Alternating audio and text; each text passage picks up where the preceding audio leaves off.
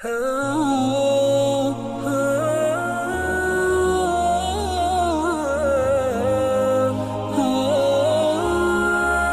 kita PKI ini kan ancaman bagi keutuhan NKRI, ideologi sesat dan zolim, kejam, fakta-fakta berdarah dalam sejarah lahirnya bangsa ini. PKI menebar teror dan yang menjadi ancaman adalah para ulama. Jika ada ulama mengingatkan pemerintah, mengingatkan bangsa ini akan bangkitnya kembali PKI yang berbahaya, kira-kira dia pengkhianat bangsa apa pahlawan bangsa? Ulama yang mengingatkan kepada pemerintah kalau PKI akan bangkit lagi,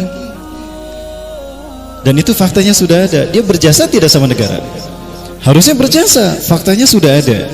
Tapi apa yang terjadi? Bukan PKI-nya yang diusut, malah ulama ini yang ditangkap dan dipenjara.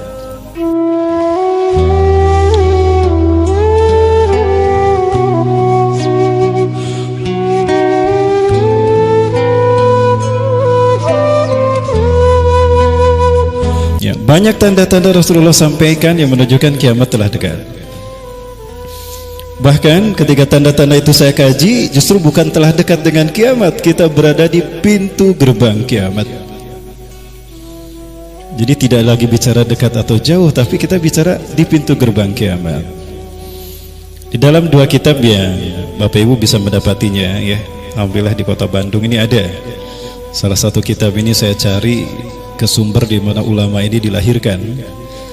Saya cari di Madinah, saya cari di Mekah, nggak ketemu. Bahkan saya sebut namanya pun orang-orang merinding. Ternyata beliau ini ulama yang ditakuti oleh penguasa negeri Arab, Dr. Muhammad bin Abdurrahman Al-Arifi. Saya cari kitabnya di Madinah tidak ada, di Mekah tidak ada. Ternyata di blacklist, beliau nggak boleh ceramah dan nggak boleh beredar bukunya. Ada di Buah Batu sama di Astana Anyar. Berarti luar biasa nih Bandung ini. Jadi nggak usah susah mencari buku-buku. Baik. Nah, di dalam buku itu, kitab itu, Nihayatul Alam, Misteri Akhir Dunia. Begitu pula dengan buku An-Nihayah fil Fitan wal Manahim, kitab yang disusun oleh Imam Al-Hafiz Ibnu Katsir rahimahullah. Dinukilkan dua hadis ini. Rasulullah SAW bersabda, baina yaday sa'ah, di pintu gerbang kiamat, sinina khadi'atan, akan muncul tahun-tahun penuh dengan tipu daya dan tipu muslihat. Ini ciri kalau pintu gerbang kiamat sudah dibuka dan kita berada di tengah-tengahnya, apabila waktu dalam skala tahun itu penuh dengan tipu daya dan tipu muslihat. Indikatornya ada 3 kata Rasulullah. Yang pertama, yukadzabu fiha as-shadiq, didustakannya orang-orang yang jujur, orang yang berkata benar dibohongi, bahkan dizolimi, ya, dikebiri hak-haknya. Sudah terjadi belum? Sudah. Kang, sudah terjadi belum, Kang? Sudah. Contohnya jelas sekali bagi kita. Bagi kita PKI ini kan ancaman bagi keutuhan NKRI, ideologi sesat dan zolim, kejam, fakta-fakta berdarah dalam sejarah lahirnya bangsa ini. PKI menebar teror dan yang menjadi ancaman adalah para ulama. Ya, yang diancam, maksudnya yang diancam oleh mereka para ulama, kaum muslimin, karena cuma umat Islam yang tahu kalau mereka ini berbahaya. Ya, jika ada ulama mengingatkan pemerintah, mengingatkan bangsa ini akan bangkitnya kembali PKI yang berbahaya, kira-kira dia pengkhianat bangsa apa pahlawan bangsa? Harusnya dia pengkhianat, kan? Ulama yang mengingatkan kepada pemerintah kalau PKI akan bangkit lagi, dan itu faktanya sudah ada. Dia berjasa tidak sama negara? Harusnya berjasa, faktanya sudah ada. Tapi apa yang terjadi? Bukan PKI-nya yang diusut, malah ulama ini yang ditangkap dan dipenjara. Maka jika ulama-ulama yang lurus, ulama-ulama yang Quran Sunnah, yang cinta tanah air ini malah dibohongi, dituduh anti NKRI, dituduh intoleran, dituduh anti Bhinneka Tunggal Ika, maka para pembohonglah yang akan dibenarkan. Itu yang kedua. Wa yusaddaqu fihal kadhib, dibenarkannya para pendusta, para pembual, ya, itu dibenarkan dan diikuti, aman mereka. Saya pernah diundang ceramah di sebuah lapas Yang namanya penjara kan image-nya tempat orang-orang ya buruk lah, orang-orang penjahat ya, sampah masyarakat. Itulah sebutan-sebutan bagi penjara. Karena saat itu saya diundang kuliah subuh, 1,5 jam sebelumnya atau 1 jam sebelumnya saya diminta datang karena baru pertama kali ada orientasi dulu tentang lapas tadi, kemudian ngobrol dulu dengan panitia. Saya datang ke sana 3:45 kurang 5 saya sudah ada di gerbang lapas ini. Saya disambut oleh teman yang mengundang. Alhamdulillah Ustaz datang sebelum waktunya. Masuk ke sana, diketuk pintu besi, dibuka. Maka yang menyambut kami sipir. Ya kelihatan lah sipir gimana. Ketua lapas, tinggi besar seram. Assalamualaikum Pak Ustaz. Waalaikumsalam Pak. Ya, dibuka lagi, ada lagi yang nyambut. Yang nyambut ini luar biasa, pakai peci, ada tanda hitam di jidatnya, jenggotnya panjang, wajahnya bersahaya. Duh, alhamdulillah ketemu orang soleh ya. Pak Ustaz mau ke markas dulu atau mau langsung ke masjid?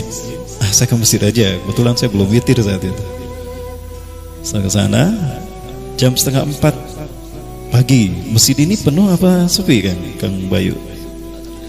3:30 biasanya masjid sepi ya. Itu di penjara penuh tuh para malam. 3:30 pagi subuh di penjara masjid penuh. Subhanallah penuh masjid di penjara aja.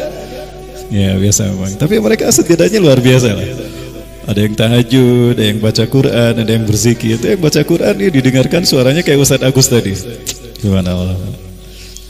Nun wal qalami wa ma yasturun ma anta bi ni'mati rabbika bimajnun. Kayak perasaan saya sahdu di penjara ini kok kayak yang betah sekali di penjara teh. Saya ketemu sama Presiden PKS ya, ketemu dengan Pak Surya Dharma Ali mantan Menteri Agama, ketemu sama Andi Malaranggeng, Anas Urbaningrum. Nah udah pada tahu nih di mana penjaranya. Nyaman saya berada di penjara tadi.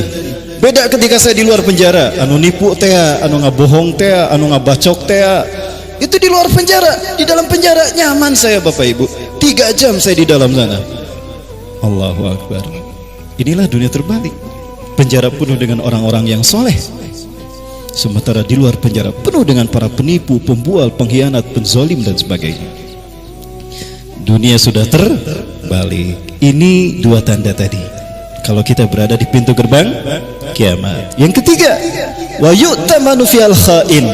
Para pengkhianat, para pendusta diangkat menjadi penguasa, pemimpin satu bangsa. Sudah terjadi belum? Jujur saja, sudah terjadi belum? Sudah. 3-tiganya sudah terjadi. Orang jujur didustakan, para pendusta diangkat, dipercaya, para pengkhianat diangkat menjadi pemimpin satu bangsa. Itu indikator kalau kita berada di pintu gerbang kiamat, bukan dekat lagi dengan kiamat. Baik, para sekalian. Nah, itu skalanya tahun. Skalanya tahun. Sekarang Rasul bicaranya skalanya hari. Kalimat awalnya sama. Baina yaday sa'ah, di pintu gerbang kiamat la ayamun, akan muncul hari demi hari yang buruk. Ciri-cirinya apa? 3 juga kata Rasulullah. Yurfa'u fiha al-ilmu, itu yang pertama, diangkatnya ilmu dari muka bumi. Yang kedua, wa yanzilu fiha al-jahlu, banyak turunnya kejahiliahan di mana-mana. Dan yang ketiga, wa yaksuru fiha al-harju, banyak al-haraj di mana-mana. Kita bahas satu-satu. Ya, diangkatnya ilmu dari muka bumi. Apakah dengan dicabutnya ilmu ini maksudnya sehingga para orang-orang di dunia ini tidak ada yang punya ilmu? Ngadak-ngadak orang tuh bisa ngitung? Ya, ngadak-ngadak orang tidak punya pengetahuan tentang kehidupan? Tidak, bukan. Tapi saya melihat dicabutnya berkah dari ilmu itu sendiri. Apa fungsi ilmu? Ilmu berfungsi untuk membuat orang dari tidak tahu menjadi tahu, dari tidak faham menjadi faham, dari tidak bisa menjadi bisa, bahkan dari susah menjadi senang, dari menderita menjadi bahagia. Itu fungsi ilmu kan? Faktanya Bapak Ibu sekalian, berapa banyak sarjana di wisuda setiap tahunnya ini?